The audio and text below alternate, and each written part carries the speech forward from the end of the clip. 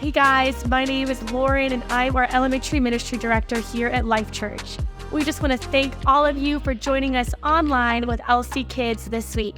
We want to encourage you guys also, as you're able, to come join one of our live services here at LifeChurch at 9 a.m. and 10:30 because we've got some awesome kids programming we know your children would enjoy. We also want to encourage you guys, as you're at home, to continue your child's discipleship through our family resources page on our website and also through downloading the Parent Q app, which has got tons of great activities that go along with our Bible lesson each week. So with that, we hope you guys enjoyed this week's Bible story.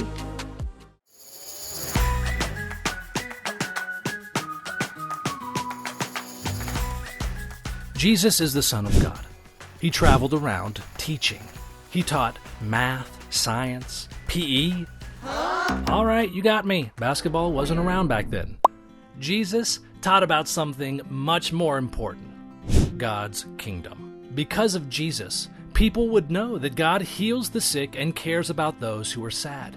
And since God is the creator of the universe, his powers are even greater than, well, you're about to find out.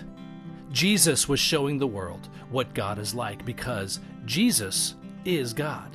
One day, one of Jesus' best friends, a man named Lazarus, got really sick. His sisters, Martha and Mary, sent a message to Jesus. "Lord, the one you love is sick." When Jesus got the message, he said, "This sickness will not end in death. No, it is for God's glory." Jesus was up to something good. Instead of rushing to Lazarus, Jesus waited 2 more days. Then he told his disciples that Lazarus had fallen asleep and he wanted to go wake him up.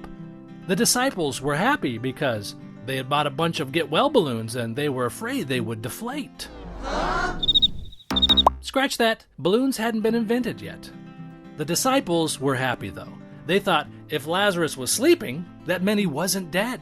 Maybe he was even getting better. But then Jesus told them that Lazarus actually was dead. Why would Jesus say Lazarus was sleeping when he knew Lazarus was dead? Because Jesus is God. He knew he could wake Lazarus up. And by waking him up, many people would see that he has power over death. So Jesus said to his disciples, "For your benefit, I am glad I was not there. Now you will believe. But let us go to him." When Jesus and the disciples got to Lazarus' home, they found out he had been dead and in a tomb for 4 days. When Martha ran out to meet Jesus, she told him that she wished he had been there to help before he died.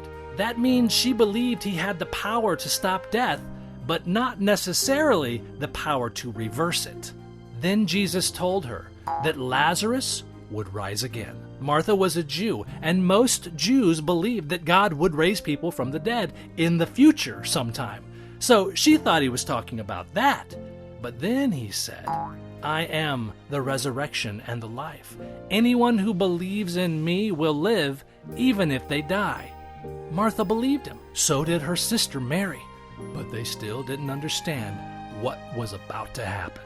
The sisters were sad that their brother had died. Jesus was sad too. He even cried. When he went to Lazarus' tomb, he told the people to move the stone at the entrance.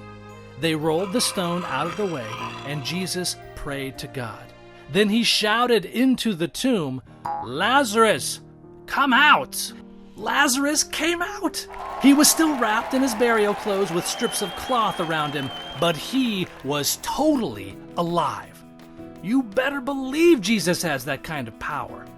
There were people all around that saw what happened, and they believed too. They knew that Jesus was the Messiah, God's Son, the one with power over death. Jesus rescued his people just like God promised. He has the power to bring all of us back to life so we can live with him forever, and he proved it by dying on the cross for our sins. But it didn't end there. After he died, he rose from the grave himself.